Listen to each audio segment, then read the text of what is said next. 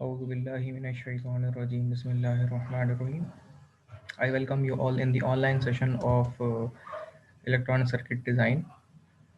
And today is the lecture, I think, 24th, most probably. 24th, exactly. This is the 23rd lecture that I have been uploaded. Hopefully, my screen have been shared to you and voice as well cleared, reaches to you and clear as well. Any one of you, please confirm me that my screen have been shared and voice is clear to you. Yes sir, screen भी show हो रही है, आपकी आवाज़ भी आ रही है sir. Okay. अब तक हमने 10 चैप्टर पढ़ लिए हैं, 9 चैप्टर पढ़ लिए हैं, और इन 9th चैप्टर्स के अंदर अगर कोई भी डिफ़िकल्टी किसी को है तो काइंडली पूछ लीजिए इन 9 चैप्टर में। और होपफुली एग्ज़ाम की तैयारी भी आप लोग कर रहे होंगे। ये 24th ऑनलाइन सेशन है, इसमें हम मज़ीद चीज़ें डिस्कस करेंगे चैप्टर 10 से रिलेटेड, और ये जो चैप्टर है भी इंक्लूड है मिड के अंदर। तो अब तक कोई डिफ़िकल्टी किसी के जहन में हो तो पूछ लीजिए, मैं रिकॉल कर दूंगा, नहीं तो हम कंटेंट पे आते हैं। हमादुर रहमान, किफ़ायत, मोहम्मद रहीम, मोहम्मद रज़ा और शफ़क़त हमारे साथ मौजूद हैं। तो हम सेशन को स्टार्ट करते हैं। होपफुली कोई क्यूरी नहीं है किसी की, कोई डिफ़िकल्टी किसी को नहीं है, तो हम आगे डिस्कस करते हैं। अच्छा, एक चीज़ मुझे ज़रा दीजिएगा, मैं ज़रा पेपर असल में बना रहा था, तो मैं ज़रा एक कर दूँगा, कैंसिल करूँ, क्योंकि स्क्रीन शेयर होते होते कहीं सामने हो जाए तो मसला हो जाएगा। तो जी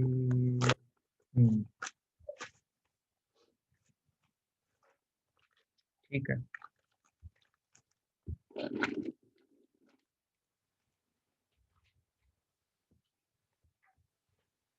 I again share my screen. Chapter 10 has been appear on you.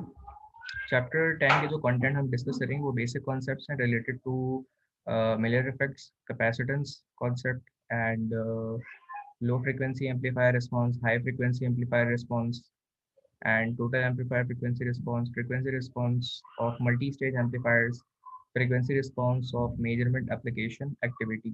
मेरी जो ECD की लैब है उसमें मैंने मल्टी स्टेज के कॉन्सेप्ट बीजेटी और मॉसफेट के पॉइंट ऑफ व्यू से आप लोगों को बता दिए हैं। तो होपफुली वो क्लियर होंगे और आप लोग वो वीडियोस भी जो मैं परफॉर्मेंस बेस्ड सिमुलेशन पे करवा रहा हूँ वो भी हो रही होगी। ये चीज़ मैं ऑलरेडी करवा चुका हूँ मल्टी स्टेज लैब में, और इसके एम्पलीफायर भी मैं आपसे आप तक बनवा चुका हूँ, जो कि हमारे बीजेटी बेस है और मॉसफेट बेस है। तो हम शुरू करते हैं सेशन को। बेसिक कॉन्सेप्ट जो हमारे हैं उस पे आएंगे। In an amplifier the coupling and bypass capacitor appear to be short to AC at the mid-band frequencies. At the low frequencies, the capacitance reactance of these capacitors affect the gain and phase shift of signals. So they must be taken into account. The frequency response उसे कहते हैं वो response जो कि हम in terms of frequency देख रहे होते हैं, और उसमें उसका amplitude with respect to frequency represent होता है, उसे frequency response कहा जाता है। frequency response की कैटेगरी जो बास कोर्सेज में है वो दो तरीके से रिप्रेजेंट की जाती है, जिसके अंदर फेज रिस्पांस और गेन रिस्पांस आते हैं। होपफुली ये सब लोगों को पता होगा, एलसीएस में भी पढ़ा है आप लोगों ने, और डीएसपी और एसएनएस में भी पढ़ाया जाता है फ्रीक्वेंसी रिस्पांस की कैटेगराइजेशन। फिर उसके अंदर डेसिबल का कॉन्सेप्ट होता है, और गेन मार्जिन, फेज मार्जिन निकाले जाते हैं, जो कि एलसीएस में पढ़ाया जाता है और मेजोरिटी को इसका आइडिया होगा। तो मैं इसके ऊपर टाइम वेस्ट नहीं करूँगा, फ्रीक्वेंसी रिस्पॉन्स हाईलाइटेड है क्योंकि इंपॉर्टेंट टॉपिक है और होपफुली सब लोगों ने इसका पता होगा। Of an amplifier is change in gain or phase shift over specified range of input signal frequencies। तो इसमें हम लो फ्रिक्वेंसीज और हाई फ्रिक्वेंसी के कॉन्सेप्ट्स को डिस्कस करेंगे। और सबसे पहले जो कॉन्सेप्ट्स हमारे सामने है वो effect of coupling capacitors. Coupling capacitors हमारे दो तरीके के होते हैं, एक C1, C3 एंड C2। ऐसा कोई बताएगा इनमें कपलिंग कैपेसिटर्स कौन कौन से हैं? Any one of you? Coupling capacitors कौन कौन से हैं?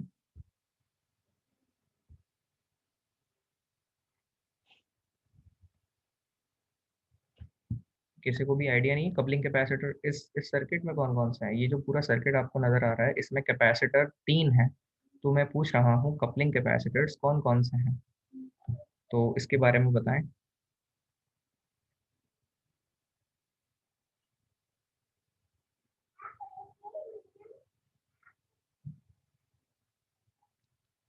चलिए मैं बता देता हूँ।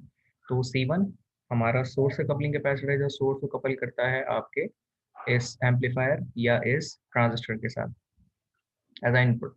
और एक है आउटपुट कपलिंग कैपेसिटर जो कि C3 है, जो कि आपके आउटपुट जो अपेयर हो रहा होता है इसको कपल करता है आपके output of the representation of oscilloscope, यानी लोड के साथ। तो उसको कपल करने के लिए कपलिंग कैपेसिटर आउटपुट का लगाया जाता है और एक कपलिंग कैपेसिटर इनपुट का लगाया जाता है। ये दो कपलिंग कैपेसिटर्स कहलाते हैं। और ये जो C2 है ये आपके बाईपास कैपेसिटर में आता है। कंटिन्यू करते हैं इसको। क्लियर है यहाँ तक? कोई सवाल अगर किसी के जहन में है तो पूछ लीजिए, हम उसका भी जवाब दे देंगे आपको। मोहम्मद रहीमो भी ज्वाइन कर चुके हैं हमें।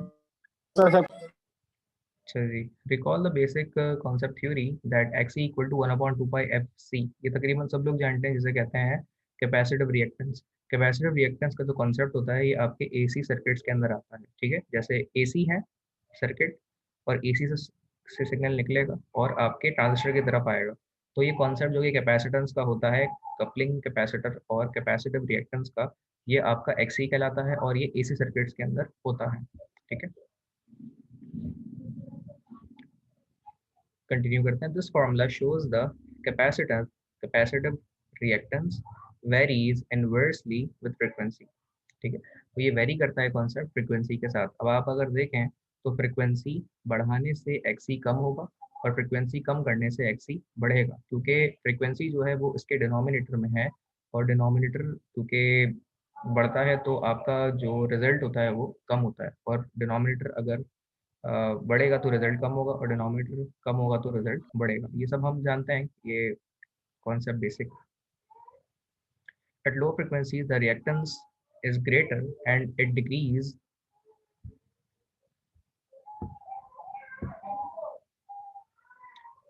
Uh, at low frequencies, the reactance is greater and it decreases as frequency increase. Frequency increase करती है तो आपकी capacitance reactive जो reactiveness होती है, reactive capacitance होती है, वो कम होती है। ये तो सब क्लियर है ना? इसमें बहुत मुश्किल चीज़ नहीं है ये, क्योंकि फ्रीक्वेंसी और कैपेसिटिव रिएक्टेंस का एक दूसरे से रिलेशन इनवर्स होता है। At low frequencies, for example audio frequency is below 10 hertz. Audio frequency जो है वो 10 हर्ट्ज से बिलो होती है। Capacitively coupled amplifiers such as those in that figure 10-1 में जो रिप्रेजेंट किया गया है, ये आपका वो एक एम्पलीफायर है, कॉन्सेप्ट है, जो कि बताया जाता है कि ये बीजेटी है। और ये जो एक एम्पलीफायर है ये JFET से रिलेटेड है।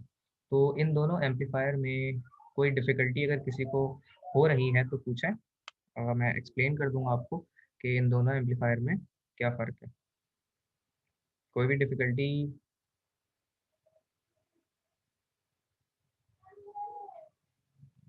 नहीं है तो हम आगे चलते हैं। Okay, have less frequencies, they have higher frequencies. The reason is that the low frequencies, more signal voltage it drops across C1 and C3 because these are the coupling capacitors that in respectively input and output side, because their reactances are higher. इनकी reactance जो है वो higher होती है, ये वाले जो लगे हुए होते हैं। ठीक है, आप जब भी देखें सर्किट्स के अंदर इनकी कैपेसिटेंस की जो वैल्यू है वो ज़्यादा होती है बनिस्बत बाईपास कैपेसिटर के। होपफुली ये 10 और 10 माइक्रोफैरड लगे हुए होते हैं, तो ये 0.1 या 0.01 माइक्रोफैरड बाईपास कैपेसिटर लगा हुआ होता है। Reactance is higher. The higher signal voltage drop at lower frequencies reduces the voltage gain. तो higher frequency, lower frequency नतीजे में ये जो voltage है वो gain को drop करता है। Also, a phase shift is introduced by coupling capacitor because C1 form a lead circuit। ठीक है, तो ये जो आपको नजर आ रहा है ना C1 का कैपेसिटर जो आपने लगाया हुआ होता है, ये कपलिंग कैपेसिटर पे लगता है और ये सर्किट में as a leading role play करता है। लीड से मुराद ये है कि कैपेसिटिव लीड करता है। कैपेसिटिव लोड में आप जानते हैं कि आपका जो करंट है वो लीड करता है, जबकि वोल्टेज जो है वो लैग करता है। Okay, lead circuit with the R N of the amplifier. अच्छा, यहाँ पे लगा हुआ है वोल्टेज डिवाइडर, फिर जब इसको सिंप्लीफाई करते हैं तो उसका रिजल्ट बनता है पैरेलल सॉल्व करने के बाद आर एन। ठीक, आर एन टोटल, जो कि आपने एडीसी वगैरह में भी एनालिसिस पूरा इसमें इसमें देखा है, तो वही बेसिक कॉन्सेप्ट जो कि इसके इनिशियल चैप्टर 2-3 में पढ़ाया जाता है, वो जो हम टच करके आए हुए हैं वही सब चीज़ों की बात हो रही है। Rn Rn of the amplifier of C3 forms a lead circuit with RL। RL के साथ ये जो 3 है, ये RL के साथ लीड सर्किट बिहेव करता है, और ये C1 सोर्स के साथ लीड सर्किट के तौर पे इस्तेमाल होता है। Furthermore, C3 forms the lead circuit RL with series RC and और RD। यानी आप इसके साथ ले लें, लीडिंग रोल प्ले करेगा, और RL के साथ यानी ड्रेन के साथ भी ये रोल अपना प्ले करेगा। जैसे बीजेटी में तो ये कलेक्टर होगा और ये जो है वो ड्रेन होगा। तो इन दोनों सूरतों में, ड्रेन हो चाहे वो कलेक्टर हो, कैपेसिटर जो है अपना लीडिंग रोल प्ले करता है रेजिस्टेंस के साथ, चाहे वो सीरीज में हो, चाहे वो सोर्स के साथ हो, या चाहे वो लोड के साइड पे या बाइसिंग वोल्टेज के साइड पे रेजिस्टेंस के साथ लगा हुआ हो। Recall that the lead circuit is an RC circuit in which the output voltage across R leads the input voltage in phase। ठीक है, अच्छा, इससे फेज डिफरेंस क्रिएट होता है और आपका इनपुट आउटपुट के मुकाबले में फेज डिफरेंस क्रिएट करता है। ठीक है, तो ये हमने यहाँ तक डिस्कस किया कपलिंग कैपेसिटर कॉन्सेप्ट क्या होता है बीजेटी और एफईटी में। अब हम आते हैं बाईपास कैपेसिटर। अच्छा, इनमें बाईपास कैपेसिटर कहाँ लगा हुआ है, कोई बताएगा मुझे? बाईपास कैपेसिटर इस सर्किट में और इस सर्किट में कहाँ लगा हुआ है?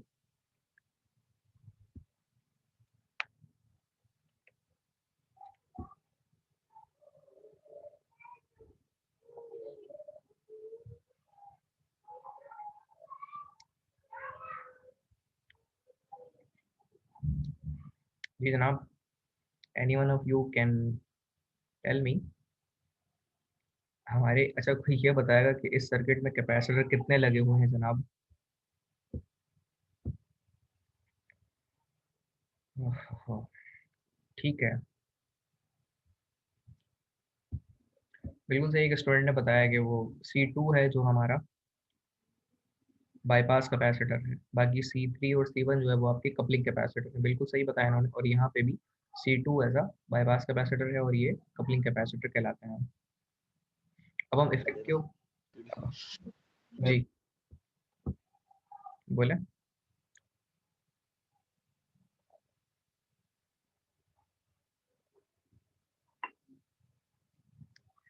जी जनाब, चलें, कोई कुछ नहीं बोल रहा तो आगे चलते हैं। इफेक्ट ऑफ बाईपास कैपेसिटर्स की बात करते हैं।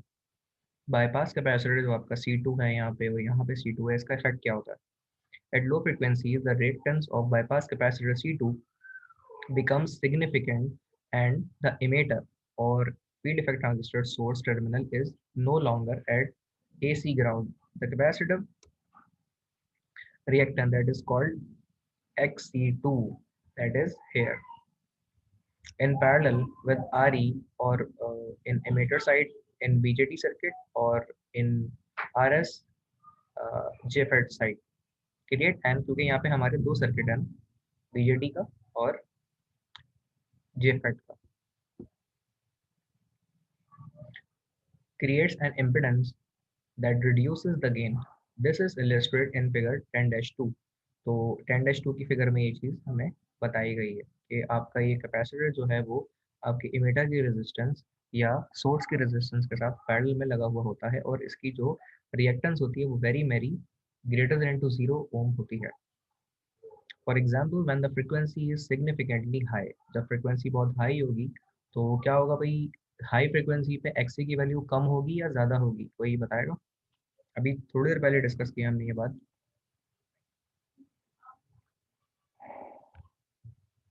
जी जनाब।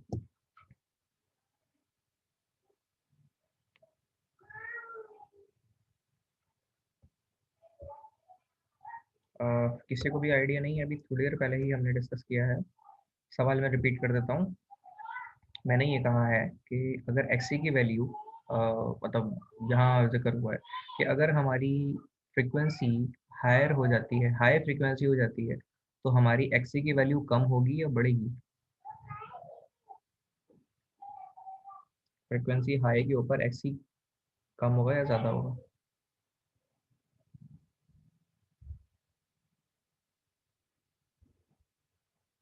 किसी को भी याद नहीं है, अभी थोड़े पहले डिस्कस किया हमने। आप अगर यहाँ देखें तो बताया था मैंने x इक्वल टू 1/2πfc, यानी फ्रीक्वेंसी डिनोमिनेटर में, तो फ्रीक्वेंसी अगर बढ़ेगी तो एक्सी कम होगा, और फ्रीक्वेंसी कम होगी तो एक्सी बढ़ेगा। तो हायर फ्रीक्वेंसीज के ऊपर एक्सी की वैल्यू कम होगी और लोअर फ्रीक्वेंसीज के ऊपर एक्सी की वैल्यू ज़्यादा होगी, क्योंकि इन दोनों को एक दूसरे के साथ इनवर्स रिलेशन है, the frequency relation with capacitive reactance. ठीक है, क्लियर है यहाँ तक? कोई डिफिकल्टी किसी के जहन में? तो उन्होंने बताया कि हायर फ्रीक्वेंसीज के ऊपर एक्सी अप्रोक्सीमेट इक्वल टू 0 ओम के बराबर होगी, और ये हम समझ गए, मैंने एक्सप्लेन कर दिया, फॉर्मूले से भी बता दिया आप लोगों को। And the voltage gain of the common emitter amplifier is A V equal to collector resistance over internal resistance of RE dash at lower frequencies XC is very greater than to 0 ohm। इसका मतलब ये है कि अगर आप उसके हवाले से बात करें फ्रीक्वेंसी लोअर फ्रीक्वेंसीज के ऊपर, तो एक्सी की वैल्यू बहुत ज़्यादा ग्रेटर होगी, क्योंकि obviously very much greater than to the zero, and the voltage gain is AV is represented in this formula. ये फार्मूला है आपकी हायर फ्रीक्वेंसीज के ऊपर, और ये फार्मूला है आपका गेन का लोअर फ्रीक्वेंसीज के ऊपर, जब लोअर फ्रीक्वेंसीज के ऊपर ये आप कॉन्सेप्ट डिस्कस करेंगे। क्लियर है यहाँ तक ये बात? और अगर कोई डिफिकल्टी किसी के जहन में, हमाद मोहम्मद रहीम, मोहम्मद रजा, शाह फैसल, तो पूछ सकते हैं, मैं रिपीट कर दूंगा आप लोगों के लिए। Effect of internal transistor capacitor. तो इंटरनल ट्रांजिस्टर कैपेसिटर के अंदर जो एक इफेक्ट होता है उसकी बात करेंगे। At high frequencies, the coupling and bypass capacitor become effective AC shorts and do not affect an amplifier's response. Internal transistor junction capacitance, however, do come into play, reducing an amplifier's gain and introducing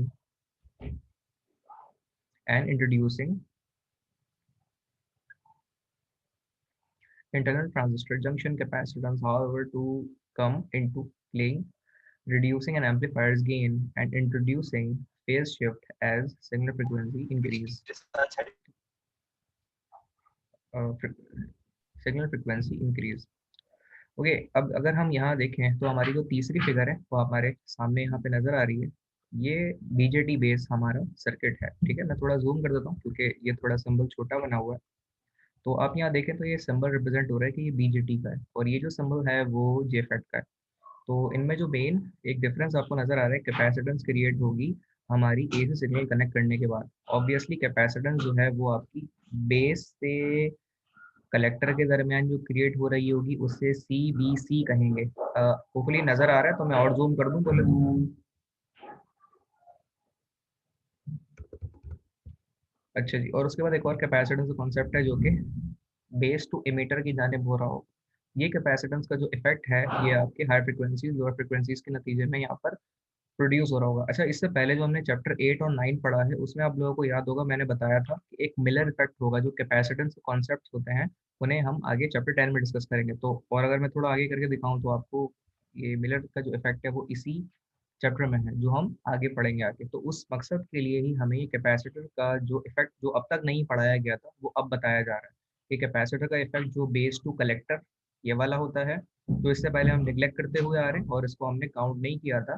जितने भी numericals हमने किए हैं, derivations की हैं, और जितनी भी थ्योरी हमने पढ़ी उनमें मिलर इफेक्ट का एक हिंट तो दिया था, लेकिन उसमें ये बताया गया था कि हम आगे आने वाले चैप्टर में डिस्कस करेंगे।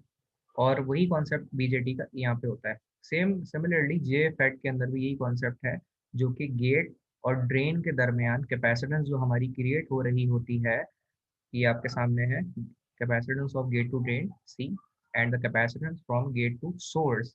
ये कैपेसिटेंस भी हमारी नॉइस का बाइस बनती है। ठीक है, आगे जब हम पढ़ेंगे तो वो वाशगाफ हो जाएगी चीज़ आपके सामने कि कैपेसिटिव का जो इफेक्ट आपका आ रहा होता है आर्टिफिशियली या जानबूझ के जो पे आ रहा होता है, तो इसको ख़त्म करना ज़रूरी है, वरना ये आपके आउटपुट के गेन को ख़त्म करता है, नॉइज़ का बाइस बनता है और अटेनुएट करता है गेन को। उस मकसद के लिए हम इसने ये चीज़ बताई थी हमें मिलर ने, और मिलर के थ्योरम को हम इस्तेमाल करते हुए उसे एलिमिनेट करते हैं और देन उसे हासिल कर लेते हैं।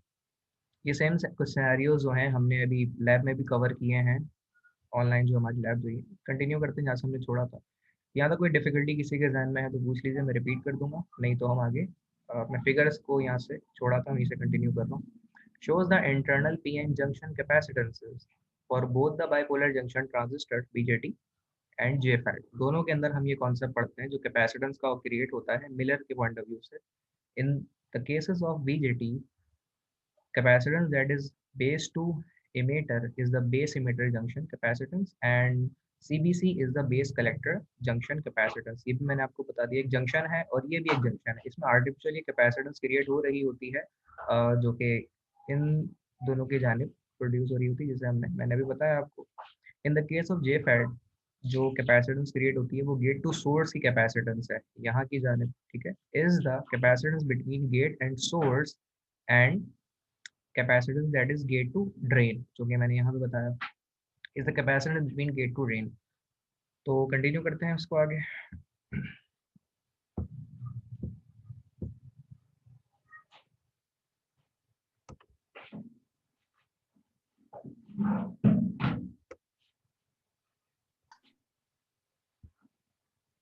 ओके जी, राशिद साहब ने आई थिंक कोई एक मैसेज किया है, तो उसको जो स्टूडेंट अवेलेबल है रीड आउट कर लें और उसका जवाब दे दें।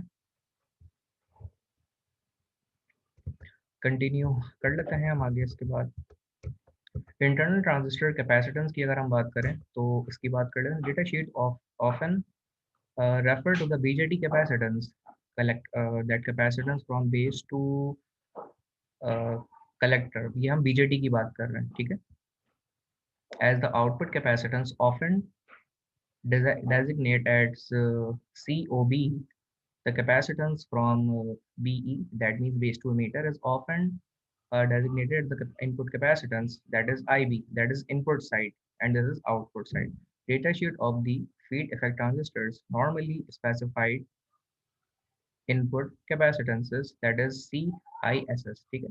तो हमारी स्पेसिफाइड इनपुट कैपेसिटेंस कहलाती है जिससे हम CISS कह रहे हैं, the reverse transfer capacitance.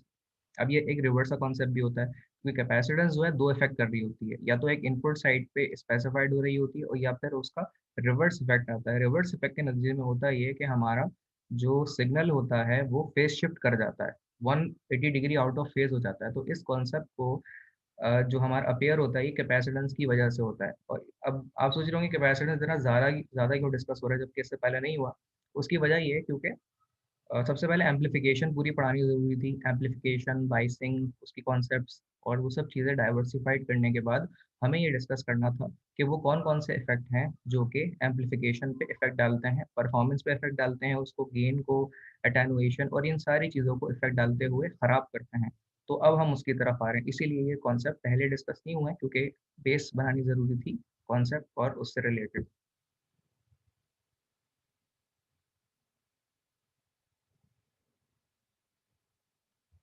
Okay sir,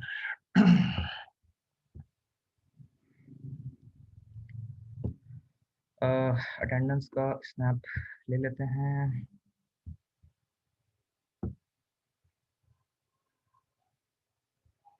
कोई स्टूडेंट अगर अटेंडेंस का स्नैप ले ले, मैं असल में लैपटॉप से करा रहा हूँ तो स्क्रीन में तब्दील नहीं कर पा रहा हूँ, तो कोई मोहम्मद रजा, मुबशर, हम्माद एक स्नैप लेके काइंडली शेयर कर दीजिए एंड ऑफ द क्लास पे, ठीक है। कंटिन्यू करते हैं हम आगे।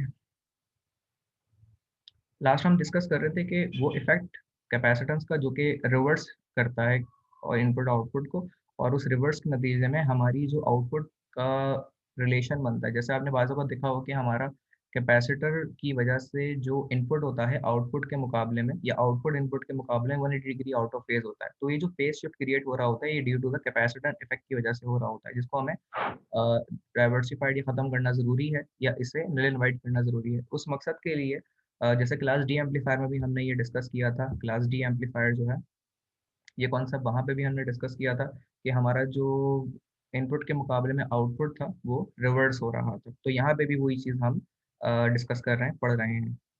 कंटिन्यू करते हैं हम आगे मजीद। At lower frequencies, the internal capacitances have a very high reactance because of their low capacitance। तो जो इंटरनल कैपेसिटेंस का कॉन्सेप्ट है उसकी जो, अब हम जानते हैं कि लो फ्रिक्वेंसीज के ऊपर जो आपका इंडक्टिव रिएक्टेंस होगी, कैपेसिटिव रिएक्टेंस होगी, वो हाई होगी क्योंकि इनके दरमियान जो रिलेशन है वो इससे पहले अभी हम पढ़ चुके हैं, मैं दोबारा दिखा देता हूँ। XC equal to 1/2 pi FC होता है, यानी फ्रिक्वेंसी हाई करने के नतीजे में आपकी कैपेसिटिव रिएक्टेंस कम होगी और फ्रिक्वेंसी जो आपकी है इससे लो करने के नतीजे में एक्सी की वैल्यू ज़्यादा होगी। तो इनका एक दूसरे से रिलेशन जो होता है फ्रिक्वेंसी का कैपेसिटिव रिएक्टेंस से, ये इनवर्स रिलेशन होता है। दैट इज़ हाउ कि आपको फ्रिक्वेंसी लोअर के नतीजे में कैपेसिटेंस आपकी हाई मिलेगी और हाई फ्रिक्वेंसी के नतीजे में कैपेसिटेंस आपको ज़्यादा मिल रही होगी। तो ये वो कॉन्सेप्ट्स हैं जो कि हम यहाँ पे डिस्कस कर रहे हैं। कंटिन्यू करते हैं मजीद अपने डिस्कशन को। यहाँ तो कोई डिफिकल्टी किसी के जहन में है तो काइंडली पूछ लीजिए, मैं रिपीट कर दूंगा। नहीं तो हम आगे चलते हैं। Anyone have any kind of query, please feel free to discuss. Hopefully no one have query. So therefore they look in opens and have no effect on the transistor's performance. As the frequency goes up, जब हमारी frequency goes up होगी यानी कि वो high frequency के ऊपर जाएगी, the internal capacitance reactance go down. और अभी थोड़ी देर पहले मैंने बताया कि frequency जो हमारी जब low होगी तो capacitive reactance आपकी ज़्यादा होगी, और जब frequency high होगी तो capacitive reactance कम होगी। ये वही चीज़ यहाँ पे बताई जा रही है again. And at some point they began to have significant effect on the transistor's gain when the reactance, that means the capacitance of base to emitter, or in BJT, or in FET, JFET, that is capacitance of gate to source, becomes small enough, a significant amount of the signal voltage is lost due to voltage divider effect. अच्छा, voltage divider effect जो है वो यहाँ पे दिखाया नहीं गया, लेकिन वो यहाँ पढ़ा है हमने। ये वोल्टेज डिवाइडर का कॉन्सेप्ट यहाँ पे हम क्लियर करते हैं। देन यहाँ पे वो पैरेलल कैपेसिटर पैरेलल रेजिस्टेंस को सॉल्व सॉल्व करते हैं हम, कि R1 parallel with R2 simplified करने के बाद Rn टोटल बनता है, और फिर हम उसे आगे चलाते हैं, जो कि हमने डीसी एनालिसिस में पढ़ा है इससे पहले के कॉन्सेप्ट्स और चैप्टर्स के अंदर। कंटिन्यू करते हैं मजीद इस बात को अपनी। Become small enough, a significant amount of signal voltage is lost due to the voltage divider effect of the signal source resistance and reactance of capacitance of base to emitter illustrated in this figure. अब यहाँ पे वही चीज़ बताई गई है जो कि हमने थोड़ी देर पहले एक्सप्लेन की है, कि इसीलिए कैपेसिटर का जो इफेक्ट है ये बहुत इंपॉर्टेंट होता है, और ये कैपेसिटेंस का जो इफेक्ट है ये नॉइस का बायस बनता है। दैट इज हाउ कि हम इस कैपेसिटेंस के इफेक्ट को कम से कम या ख़त्म करना चाहते हैं, ताकि इसका जो इम्पैक्ट है, अब मैं आपको इसमें दिखाता हूँ कि इम्पैक्ट क्या हो रहा होता है।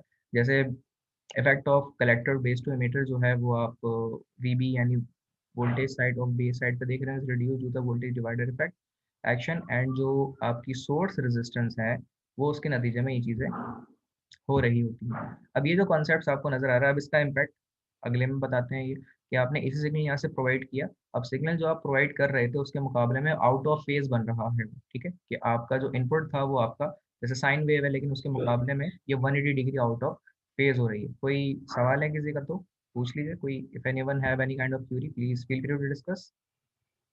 कोई डिफिकल्टी तो नहीं है किसी को? हमादुर रहमान, मोहम्मद, जुबैर, मुइज़, शेख मुइज़, मुइज़ शेख, मुबशर तारिक, मोहम्मद रज़ा, कोई डिफ़िकल्टी अगर है तो काइंडली पूछ लीजिए। ये सारा कंटेंट जो है इंक्लूड है एग्ज़ाम के पॉइंट ऑफ व्यू से, जो हम आखिरी क्लास तक पढ़ेंगे इंशाल्लाह। तो कोई सवाल किसी का हो या कोई प्रीवियस सेशन में कोई डिफ़िकल्टी किसी को हो तो काइंडली पूछ लीजिए। ओके जी, एक स्नैप ले लीजिएगा जिस तरह राशिद साहब ने कहा है अटेंडेंस का, और वो ग्रुप पे शेयर कर दीजिए, और फिर हम राशिद साहब को दे देंगे। राशिद साहब असल में देखने के लिए आए हुए हैं सेशन को, और शायद वो ऑडिट वगैरह भी करते हैं। बीइंग चेयरमैन उनकी जिम्मेदारी भी है कि वो सारी चीज़ों को मॉनिटर करें। तो एक अटेंडेंस लेके हम आज शेयर कर दीजिएगा। Thank you. कंटिन्यू करते हैं हम आगे। कोई यहाँ तक डिफिकल्टी हमारे साहब को तो नहीं, और किसी को है तो प्लीज बता दीजिए, नहीं तो हम आगे चलते हैं।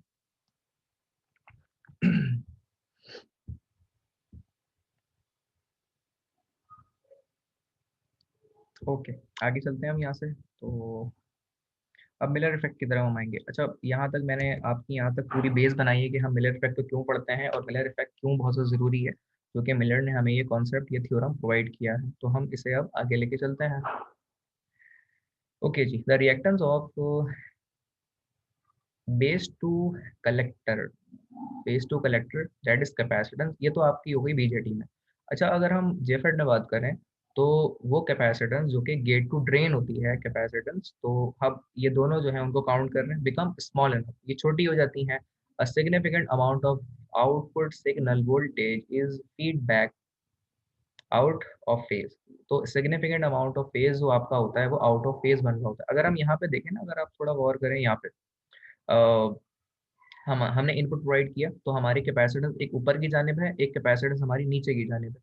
वो कैपेसिटेंस जो कि ऊपर की जानिब बनेगी वो उतना ज़्यादा कुछ इम्पैक्ट डालेगी, इसका एक ज़रूर इम्पैक्ट होगा। और हमारे सामने भी है कि वो आउट ऑफ फेज नहीं है, बल्कि वो इन फेज है इनपुट के मुकाबले में। लेकिन अगर हम आउटपुट को देखें तो वो आउट ऑफ फेज जा रहा है, ठीक है, आउटपुट हमारा आउट ऑफ फेज आ रहा है, जो हमारे सामने भी है यहाँ पे।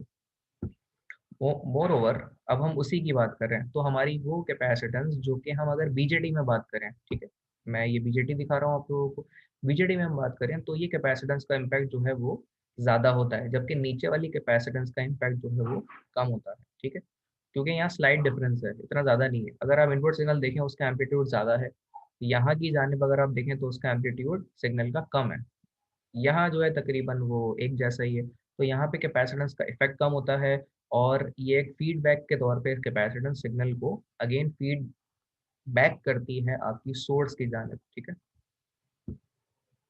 कंटिन्यू करते हैं अगेन यहाँ से, feedback output of phase with the input negative feedback, thus effectively reducing the voltage gain। फिर बाकी हमने अब यहाँ पे बात करेंगे इसकी मिलर थ्योरम की। अगर हम बात करें तो Miller's theorem is used to simplify the analysis of inverting amplifiers at high frequencies। तो मिलर थ्योरम जो है वो सिंप्लीफाई करता है, एनालिसिस करता है इन्वर्टिंग एम्पलीफायर्स के नतीजे में एंड एट हाई फ्रीक्वेंसीज।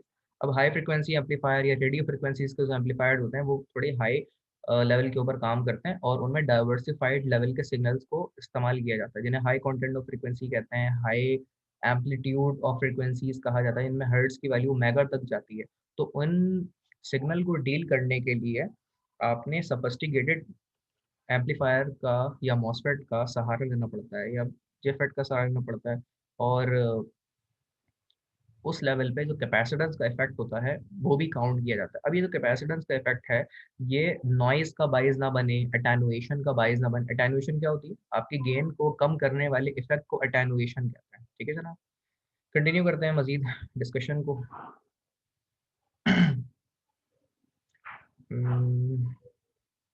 बल्कि ये सेशन यहाँ पे हमारा एक्सपायर हो रहा है, तो हम इस सेशन को यहाँ से दोबारा कंटिन्यू करेंगे, ताकि बाकायदा मिलर थ्योरम को हम नए सेशन से कंटिन्यू करें। तो लिंक जो मैंने व्हाट्सएप पे आप लोगों से शेयर किया है वो सेम लिंक रहेगा, और यहाँ से फिर दोबारा से हम कंटिन्यू करेंगे अपने सेशन को। कोई सवाल यहाँ तक हो तो पूछ लीजिए। मैं इस सेशन को यहाँ पे एंड कर रहा हूँ, और इसे कंटिन्यू करेंगे अगेन हम अपने नेक्स्ट सेशन से उसी लिंक के साथ, ठीक है। कोई सवाल अगर किसी के जहन में हो तो पूछ लीजिए। सेशन को हम फिर यहाँ पे एंड कर रहे हैं। Hopefully you all join in next session also. तो उसी लिंक से हम दोबारा ज्वाइन करेंगे। Thank you.